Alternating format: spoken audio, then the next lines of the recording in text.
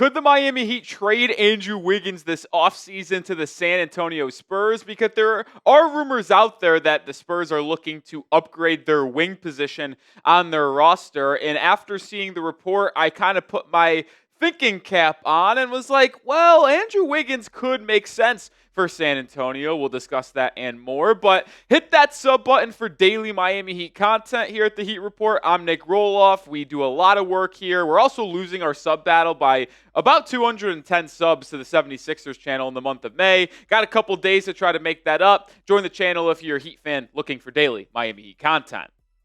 I've been pretty open about this, but I would look to trade Andrew Wiggins this offseason. I was excited about acquiring him in the Jimmy Butler deal. I thought after all of the chaos, the return Miami ultimately got for Jimmy was a good one, that being a first-round pick in this year's draft, as well as Andrew Wiggins, and then you ultimately parlayed that in the Davion Mitchell. So it's like, when you think about it, Davion Wiggins in a first is a pretty good haul for Jimmy Butler. But the Wiggins-Heat marriage, at least at the beginning, is not been successful. And I tweeted this out during the first-round playoff series between Miami and Cleveland, where the Heat obviously got swept in embarrassing fashion.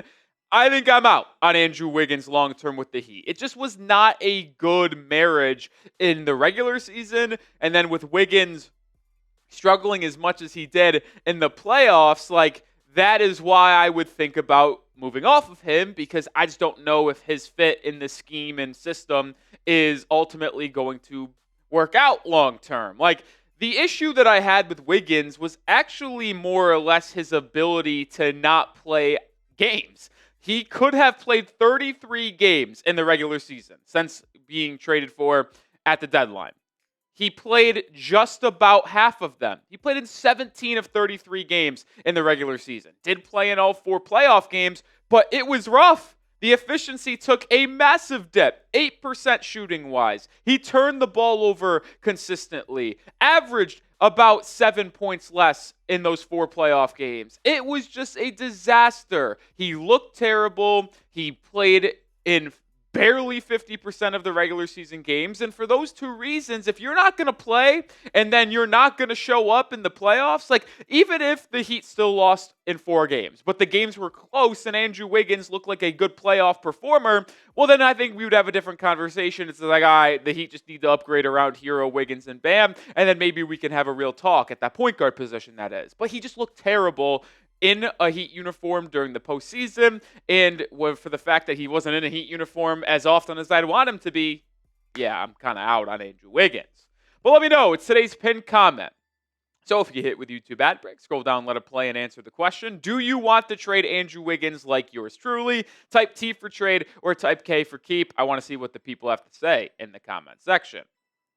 The reason why we're discussing this idea of him going to San Antonio, though, is because Sam Charania went on Pat McAfee this week and was talking about the Spurs' plans this offseason and said that he believes they are going to be very active in the trade market for a wing that could come into their roster and take them over the top. Now, most people hear this, and Shams even mentioned him by name. I do think this likely means the Spurs are going to look to potentially acquire Kevin Durant. Both of them, in terms of San Antonio and KD, held interest in each other this past trade deadline, which is a video we did yesterday. And I truly believe if San Antonio and KD are interested in joining forces, that will ultimately happen because the Spurs have the better package than Miami and could contend right away. You might need the Spurs not to be interested in KD or Durant to not want to go to San Antonio, but I don't know why that would be the case either way. But let's just say KD isn't, and like Minnesota goes out and trades for Durant, and KD wants to join up with Anthony Edwards. Well, here are the top 5 wings that could come in, upgrade that Spurs roster, and these players could be available this offseason. Now, some of them are more likely than not. Like Andrew Wiggins is likely. Michael Porter Jr. is likely. Jaylen Brown and Mikal Bridges are up in the air. Plus, what would San Antonio offer those 2 contending teams in the East that they would be willing to move off of those individual guys? But when you think about this list of wing candidates potentially on the trade block this offseason, you talk Andrew Wiggins, Michael Porter Jr., and Cam Johnson. Now, I don't think San Antonio would want to pay Michael Porter Jr. $38 million over the next 2 seasons, each year, that is. So, to me, if you're thinking about a player that could come in and potentially elevate that Spurs roster, I'm thinking Andrew Wiggins. I'm thinking Cam Johnson. And Cam Johnson makes a lot of sense because there's also buzz out there that Brooklyn would like to move up in the lottery. They have the 8th pick right now. San Antonio obviously has pick number 2. But I don't think Cam Johnson in the 8th pick is going to be good enough for the Spurs to move off of the number 2 pick. But the Spurs do have another first-round pick, so maybe they trade 14 and other assets for Cam Johnson, and now Brooklyn has 2 picks, 8 or 14, and they can do whatever they want with it. But I think Wiggins would be another potential option for San Antonio because I don't think it would be that much to acquire Andrew Wiggins. Now, here's what my trade offer would be. Now, I don't know who calls up who first, whether it's the Heat, whether it's San Antonio. Either way, I think this is fair. The Heat get Harrison Barnes and Malaki Branham, plus the first-round pick that they have at that 14th overall slot. And I think this makes sense potentially for both teams here. We'll talk about Miami's perspective briefly first and then talk about why I would be so interested with that 14th pick. But for the Heat, Harrison Barnes is on a 1-year, $19 million deal. Malaki Branham is on a 1-year, $4.9 million deal. It's a team option. So assuming the Spurs pick that up and then trade him, you are getting $23.9 million worth of expiring contracts. You pair that up with Terry Rozier's expiring contract, that is $26.6 million. Haywood Highsmith's $5 million expiring contract. You're now looking at $55 million coming off of your books after this 25-26 season. That could benefit you greatly in free agency or being flexible on the trade market next offseason. But you also get that 14th overall pick, which is something I covet at a very high level because I think there are a lot of good players available in the lottery this year. Can't say the same for at the end of the first round. It's players that we thought were going to be in the NBA draft ultimately ended dropping out. But that 14th pick could be something very valuable to me and the Miami Heat. And from San Antonio's perspective, why they could think of doing this trade, they looked to move off Harrison Barnes last season. And I think they would be likely trying to do it again. They said they want to update that wing spot. Well, you trade for Andrew Wiggins, yeah, KD would be more enticing, but like we said, in a world where that doesn't happen, Wiggins could be an option. Well, now you have a starting lineup of De'Aaron Fox, Devin Vassell, Stephon Castle, Rookie of the Year, Andrew Wiggins at the 4. They played Harrison Barnes at the 4 mostly last season, so I believe Wiggins would fill that void. And then obviously Wembanyama coming back from injury. And then off of the bench, you have the number 2 pick, where they're probably taking Dylan Harper. They have Keldon Johnson. They have Jeremy Sohan. That is an extremely versatile and scary 8-man lineup. That does not factor in the idea where they could go out and make other moves by trading a Sohan, by trading a Keldon Johnson with some of their future draft capital, signing some other veterans on the free agent market. Like, the Spurs would be, I think, one of the more up-and-coming Western Conference teams. And with that roster that we just displayed, that 8-man lineup, assuming they're able to stay relatively healthy next season, I would project that squad to be a top 6 team in the Western Conference without a question. That is a very scary team, and Wiggins can fit them beautifully in terms of his defensive connectivity, his ability to hit some open catch-and-shoot threes, as well as be a solid dunker spot and off-ball mover in a complementary half-court scheme that would be very good for Victor Wembanyama, De'Aaron Fox. Like, I do think the fit for Wiggins in San Antonio makes sense. The contract isn't bad for the next 2 seasons. But it just simply didn't work out for Miami and Wiggins, which is why I think I'd be willing to make that deal. And I think San Antonio would be slightly interested as well. Going to look at why the 14th pick is so enticing to me here. But get your Heat quarter zip today. Chatsports.com/HeatQZip sale. 50% off. It is on clearance, usually $85, now $42. I wore this a lot during the season. It didn't result in a lot of wins, but you saw us at the season, the watch parties, win or lose, we still got booze. So get yours as well here today. Chatsports.com/HeatQZip sale.